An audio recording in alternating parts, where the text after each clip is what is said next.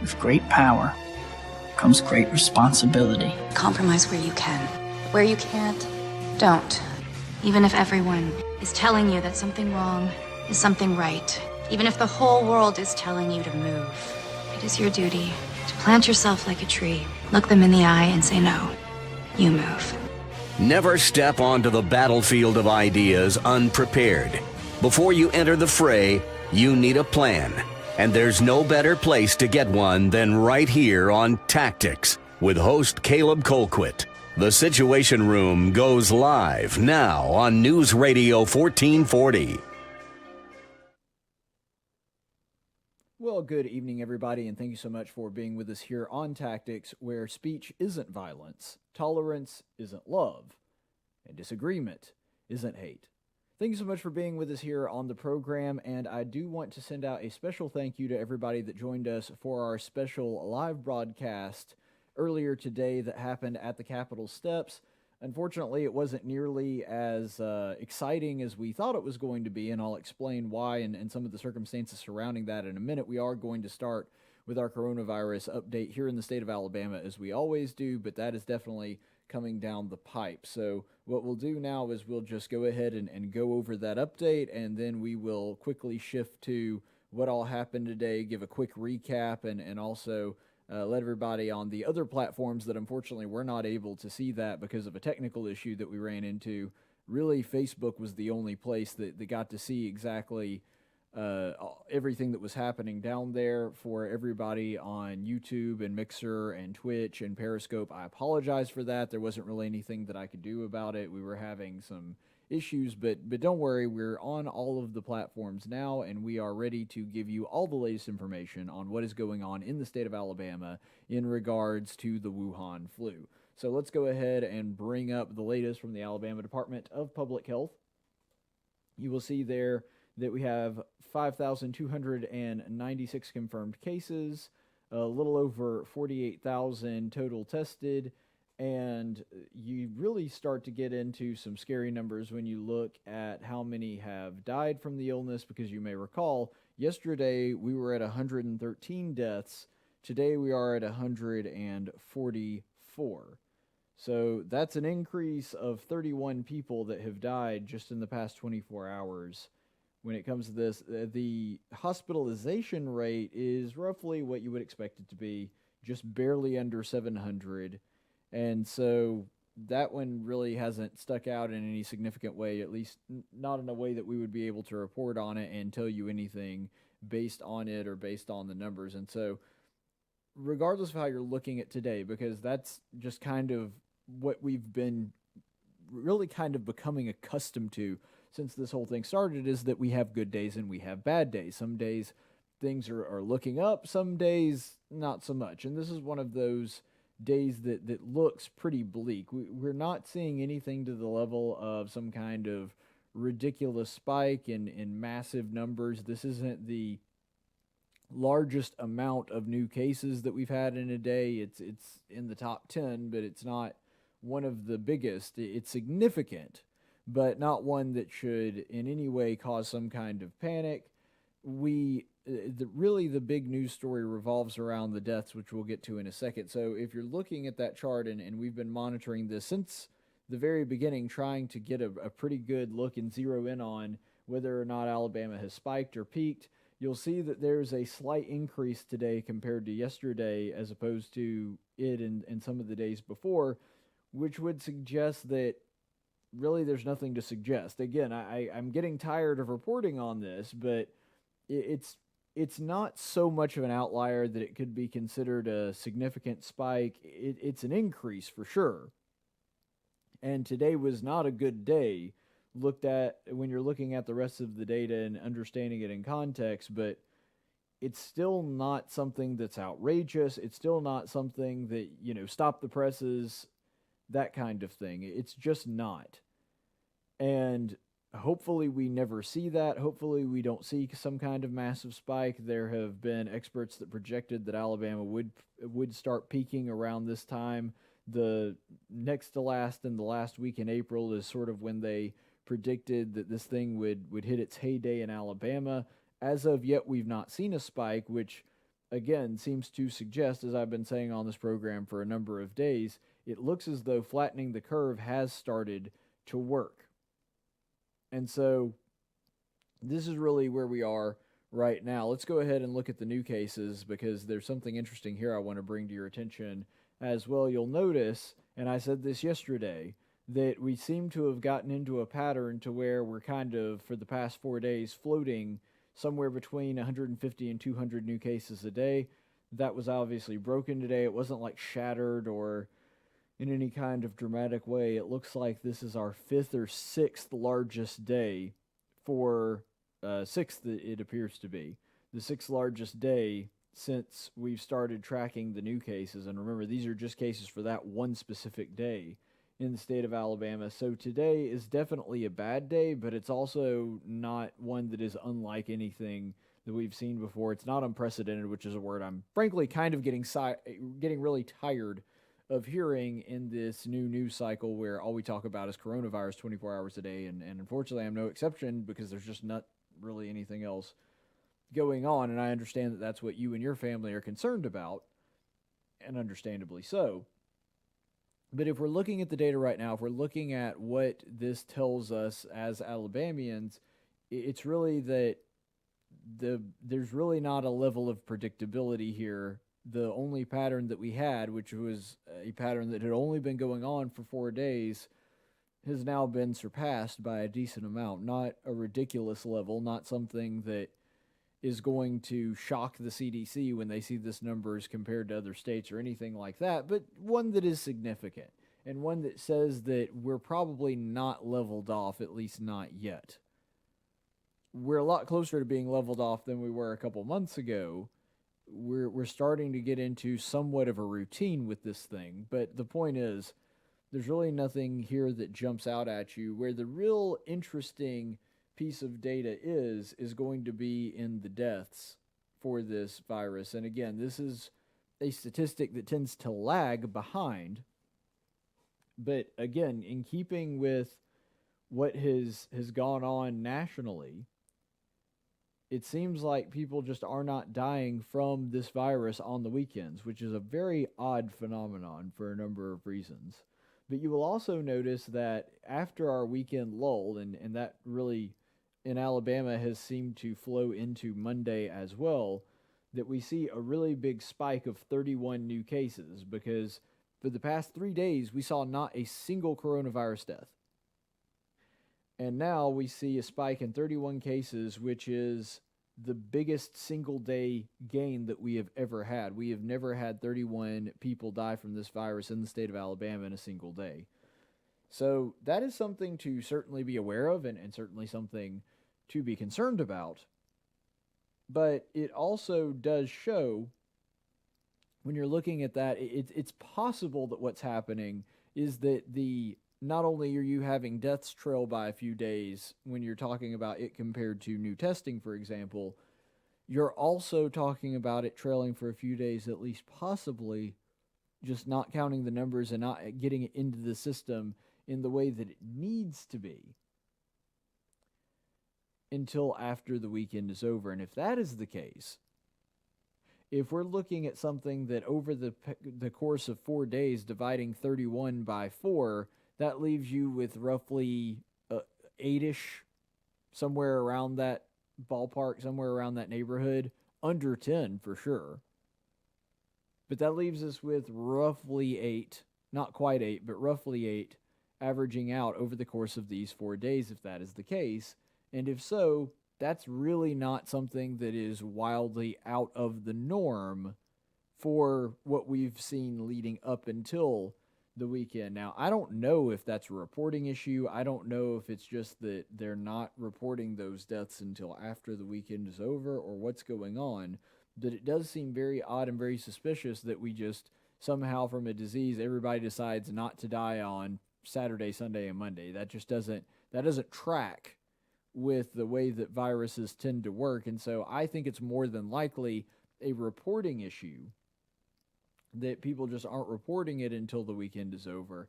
Maybe I'm wrong on that. Maybe there really is something to this whole weekend thing. I don't know. But the point is, just looking at the data and looking at what we have right now, if you're looking at that 31 death toll, which is alarming, and I'm not saying that there's no reason to pay attention to that, because obviously I'm spending more time on the show on it. But if you spread that out over 4 days, it winds up being about 7 or 8 deaths on average. And that's what we were seeing in the days leading up to that. And so if it is a reporting thing, then we're not seeing anything too out of the ordinary there either. It feels weird to talk about this as being the new normal and 8 Alabamians being killed by this thing being something that is just sort of average at this point. But that's the way that it is. But one thing that I want to bring up in all of this, because I think it's very important, I think that unfortunately the vast majority of the political noise that is going on around the Twitterverse and everywhere else where people talk politics, the most unfortunate thing that I've seen is that there are a lot of people, and I mentioned this yesterday in my interview with Becky Garrettson, there are an awful lot of people that you are hearing from both sides that are giving 2 extreme viewpoints, neither one of which is very good or productive. On the one side, you've got people screaming, this whole thing is a hoax, it's manufactured, it's not even real, we need to open it up, Dr. Fauci is duping Trump, and you know, of course, the whole thing is Trump-centric for some reason, which I do not understand. But Dr. Fauci is duping Trump, this whole thing is made up, and there's nothing to it. And then you have on the other side a whole bunch of people saying, no, this is the worst thing ever, we need to self-quarantine for 2 years. And that's the only thing that we can do. We have to self-quarantine until we get a vaccine. If that takes a year, if that takes 2 years, if that takes 18 months, doesn't matter. That's what we've got to do. Neither one of those options are workable. Well, I take that back. Technically, the first option is workable, where they're basically saying it's all a hoax and we need to open everything back and have it exactly the way it was before. That's not a good strategy, but it is technically doable. It will end badly, in my opinion, but, I mean, you could do it. But I think that the better way to handle this is actually somewhere in the middle. And what I mean by that is, I think that the correct approach is the one that a lot of the people at the protest that, again, I'm going to talk about here in a second, were presenting, and some of the measures that Lieutenant Governor Ainsworth has put out, which is, okay, here's a plan to open up some of the things that aren't open right now, and let's do it slowly while maintaining social distancing as much as humanly possible.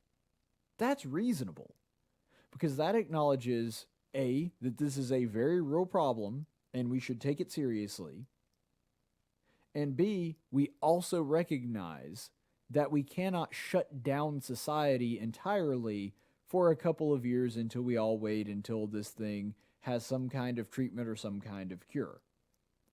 And so it really does take a much more moderated approach. And I'm not saying moderated because moderation is always necessarily good or because the middle is always where you should be. I don't believe that at all. But what I do believe is in this one particular circumstance, those really loud voices on either side are both completely wrong, and the truth is somewhere in the middle. I'm not sure exactly where that truth is, and nobody is right now because of the level of uncertainty. But I gotta believe that, first of all, I know this isn't even really just an opinion. Shutting down our economy for 2 years, that is a death sentence to the entire country and pretty much the entirety of Western civilization. We can't survive like that, and the world depends too much on America for certain things to be able to survive like that and not have severe consequences to the economy, and not just the economy, our society and our way of life. I'm not saying that we as a human race would not possibly survive that. I'm not suggesting that at all. But I'm saying certain important aspects of our society could not continue to function if that were the case. And so the idea that we need to continue to start opening this thing back up, and I'm not saying, go full force, balls to the wall as hard as you can immediately and just open it back up the way that it was before. I've never said that. Let's slow walk it, but we need to start doing something, because every day that we're denying oxygen to this economy, its brain cells are dying. And if we want there to be anything left to save, we've got to start opening that back up pretty darn quickly. And so, to sort of give you an idea of where I am and to help you understand the way that I'm taking this, I don't believe this thing is a hoax. And I think that the initial numbers were overestimated, but I think that they were done so in good faith. In other words, doctors and the people that are looking at this, they weren't trying to trick people. They weren't trying to push some kind of political agenda. They genuinely believed that this is how bad it was going to be. I think they really thought that, and that's the reason that they have advised people, governors, people in the legislatures, the president, that society needs to react the way that they have. And so to kind of illustrate this is a graph from the New Atlantic, and a couple important things that you need to understand about the data that was used to compile this. First of all, they did a side-by-side comparison on what week in the year it was, and you have to understand that you are looking at different data points. For example, when you're looking at the Asian flu there, you have to remember that they're using records that are pretty old, which means that they're different recording methods, and there's going to be some discrepancy there. And that they don't start it on the first of the year, they start it when the flu season is starting to kick off. So there are some differences there. But ultimately, the important thing to understand here in the weeks of this whole thing taking off is you're looking at new deaths.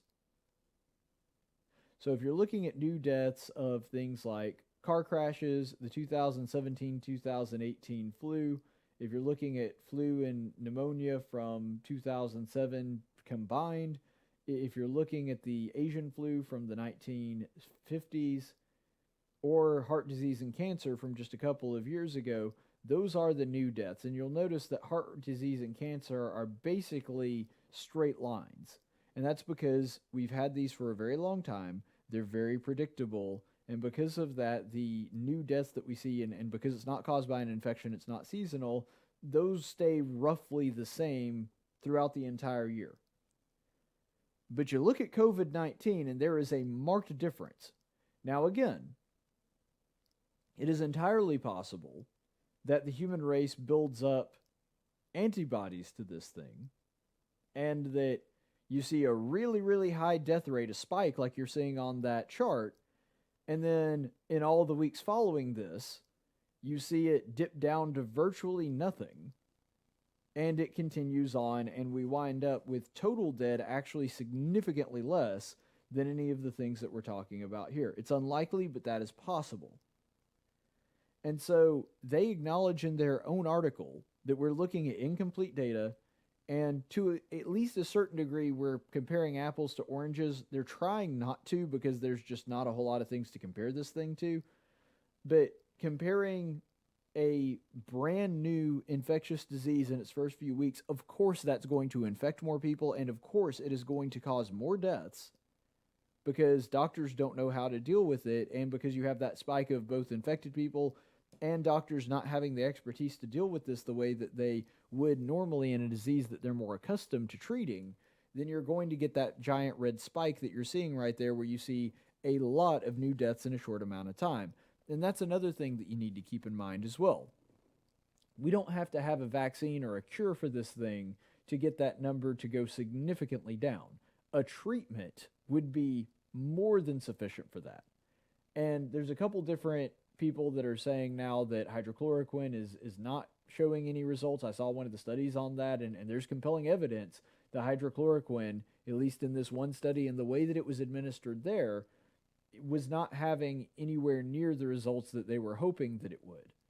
But ultimately, it goes down to this idea, and this is what I want to illustrate, that I really do take this seriously, that I am looking at the data and saying this thing is a juggernaut. It's not the apocalypse, but at the same time, this is something that is causing a great deal of death and devastation, and we need to do the best that we can to take it seriously.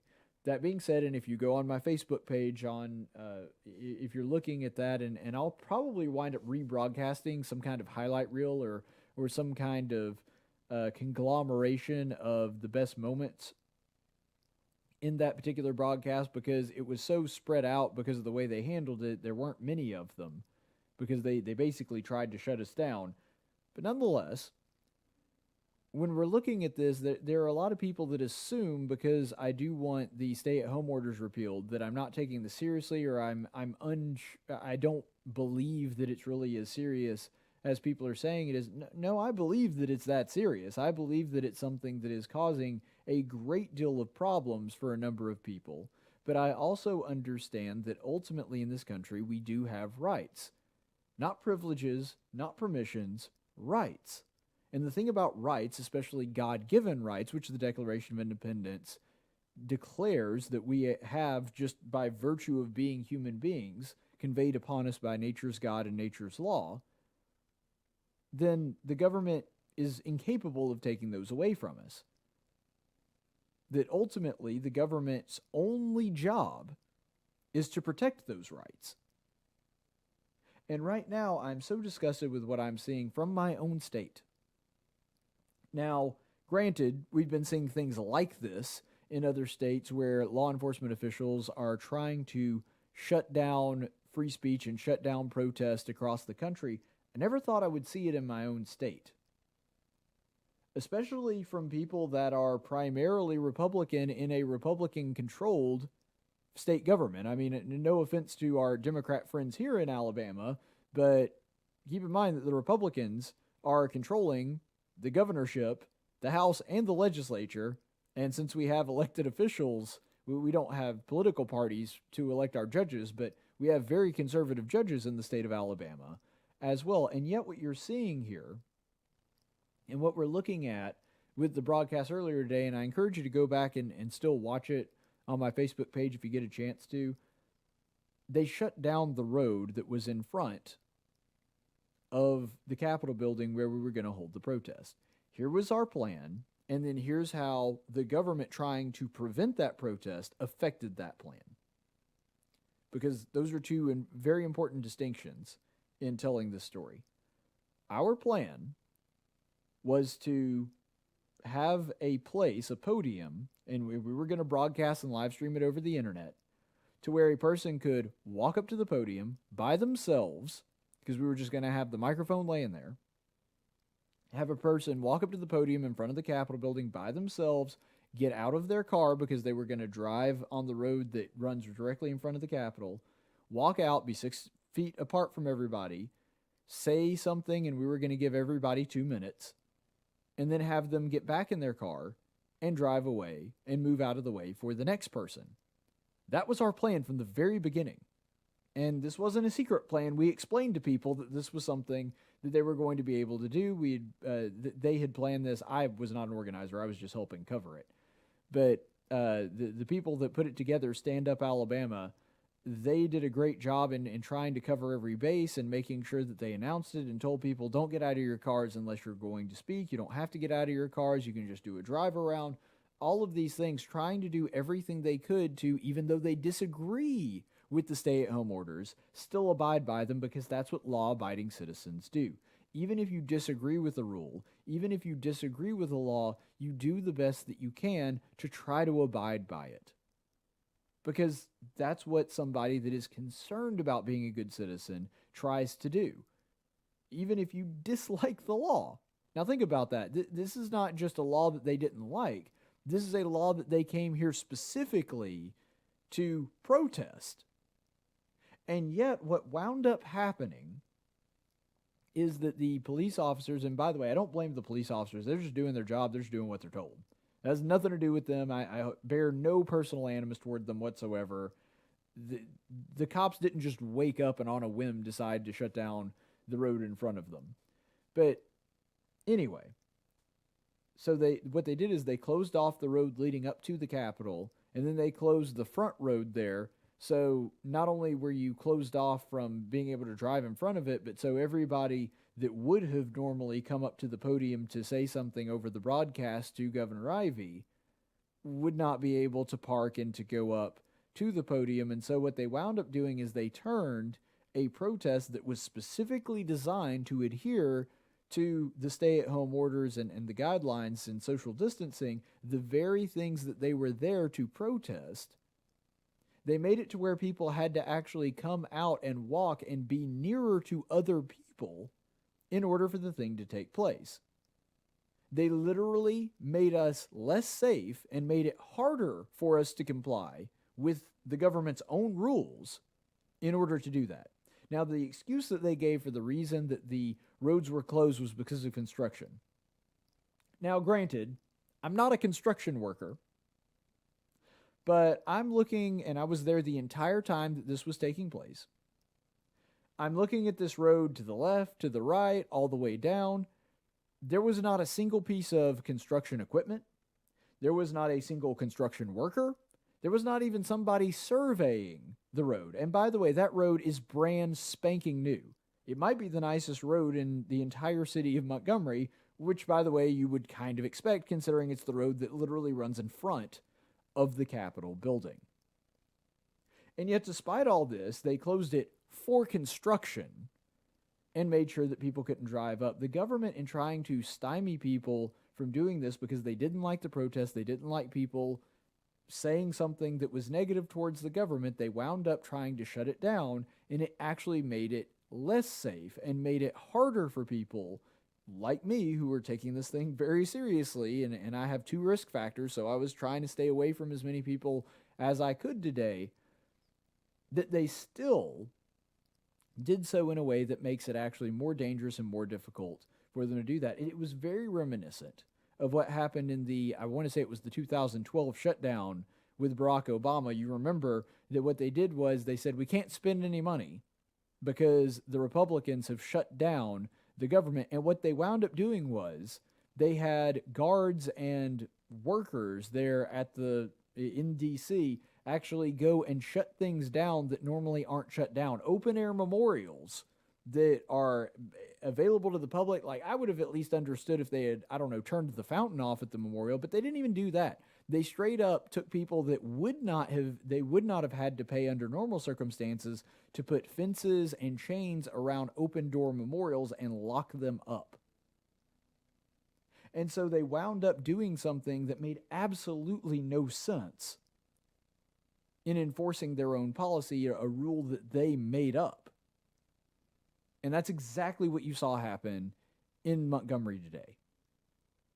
I don't know if the orders came from Governor Ivey. I don't know if it came from Mayor Reed. I'm not sure exactly who gave that order or what happened or how the chain of command works there. But I do know that somebody in the government who did not want Americans to be able to speak freely, speak out of their protests, whether they agreed with them or not, they didn't want people to use their right to assembly, their right to free speech, and their right to petition the government with grievances. 3 of the first 5 rights found in the First Amendment. And we've already seen and done entire specials on, especially with our interview with Colonel John Eidsmoe. We've already done specials on how the government is severely trying to curtail one of those other rights, the right to your freedom of religion and the exercise thereof. Ultimately, this shows an animus towards free speech. It shows an animus towards the people of Alabama that were just there to have their voices heard, even if that meant just driving past them in a car. And the cops wound up pulling people over for honking their horns. Now, on a technicality, it is an incorrect use of the horn. I get that. They got them on a technical, but the cops knew, and everybody in that line knew why people were honking their horns. It was not as though, yes, it technically broke the letter of the law, but not the spirit of the law is what I'm trying to say. So it was a bit heavy-handed, to be perfectly honest.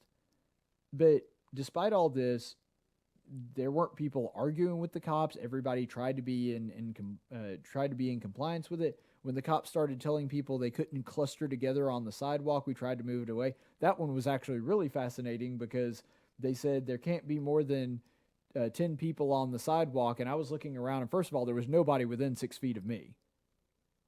And I'm one of the 10 people on the sidewalk, and I counted them up, and there were 12 people on the sidewalk. 2 of the people on the sidewalk were members of the media, not even members of the group Stand Up Alabama, and that's excluding me.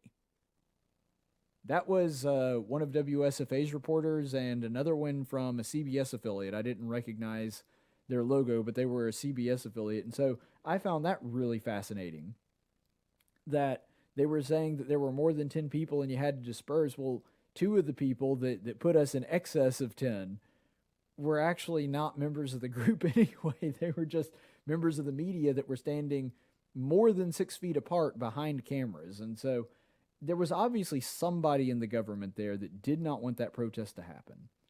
And what is truly concerning about that is that I have seen over the past couple of days a terrifying boldness from government officials to shut down constitutional rights.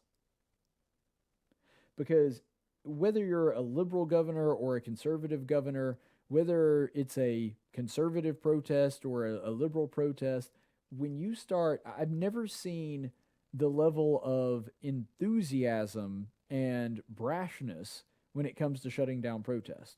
Now, if you have a protest and it turns into a street brawl, okay, yeah, definitely shut that one down. I don't think any reasonable person has a problem with that. But that's obviously not what was happening here, and that's not what's happened in protests around the country. And this goes back to something, and I actually monologued a little bit about this during our broadcast earlier today while it was happening. This comes down to a matter of good faith. And what is so alarming about this is when you have people trying to operate in good faith, and the government comes down on them anyway, that's a bad sign.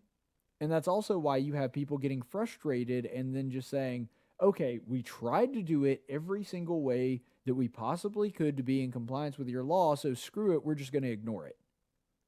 I'm not saying that that's the right attitude to have, but that's the attitude that people adopt when you do stuff like that.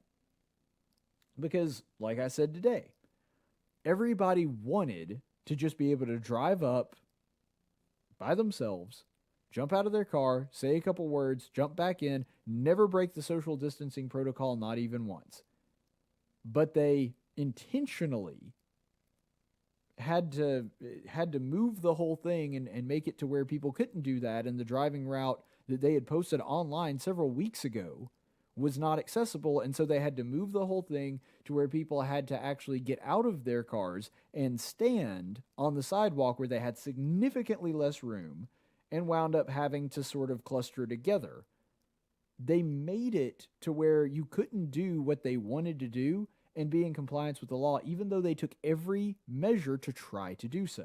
This is the same problem that I have with churches. I haven't been to church in a month. I don't think I've ever been able to say that at any point in my entire life. I haven't been to a physical church building. I mean, I've been to church, but I haven't been in a physical church building in a month now. But I think they should still have the right to do it. And when you have groups of people, groups of churches that are saying, look, we'll do everything we can to continue to meet together. We'll sanitize our hands. We'll have all our workers wearing gloves. We'll buy air purifiers to make sure that germs aren't airborne, even though they say that that's not really a concern. We'll seat everybody 6 feet apart. And the government just flat says no. And they say, okay, well, we'll still try to be in compliance with it since you're saying groups of more than 10. So what we're going to do is we're just going to have everybody gather in the parking lot. The preacher will stand outside, give a sermon. They can listen to it on the radio. They will be isolated in their own cars, and the government still says no. That's how you get people that get frustrated to the point that say, well, screw it. You guys aren't going to let us do it no matter what we try to do, no matter how accommodating we try to be to you. You don't want to give us even a crumb. And that's what happens when you get to things like this. That's how you turn what is going to be a protest of people that are going to be law-abiding. That's how you turn them against you. And I'm in no way advocating or trying to excuse when protesters do something that they shouldn't. I'm not in any way advocating breaking the law or anything like that. I'm just saying that governments need to be, and that didn't happen today, but governments need to be aware of the fact that when you go past the point of reasonability and when you specifically target people that are trying to work with you, that are trying to operate in good faith, and at every turn you slap them away, that does not build a good, trusting relationship between government and citizen. And that's how you're going to get people that are very upset with you, and elected officials. That's how you lose an election. Because some voters, and I'm not saying that everybody that does this is automatically going to lose an election, even though they probably should. Voters may not remember how you voted or whether or not you signed X bill that you did at some point. Voters are going to remember when they tried to come out with their family, peaceably protest and voice their opinions, and you had the cops come down and make sure that they couldn't. That's something they're going to remember, and that's something they're going to tell a lot of people about. And so, the thing that has been most disappointing today is that I saw a bunch of American citizens that wanted to exercise 3 of their most important rights, and were denied so even though they tried to operate in good faith. The government did not. That was really disappointing to me. But that's going to be the whole show for today. Like I said, I was out and about today, and I, just couldn't put together a daily dose of stupid or go into any of the national news, and didn't have time to put together a chaplain's report. So we're just going to go ahead and wrap it up for now. But thank you for listening, and please continue to watch for any more special broadcasts we have in the future. In the meantime, stay the course, friends. Tactics is a production of News Radio 1440 and Cumulus Media Montgomery. Opinions expressed on this program are those of the host and do not necessarily reflect the opinions of Cumulus Media or our business partners. Graphics by Jessica Dawson. Video production by Jackson Dean. Broadcast studio provided by Faulkner University. Location studio provided by the Dalraida Church of Christ. Copyright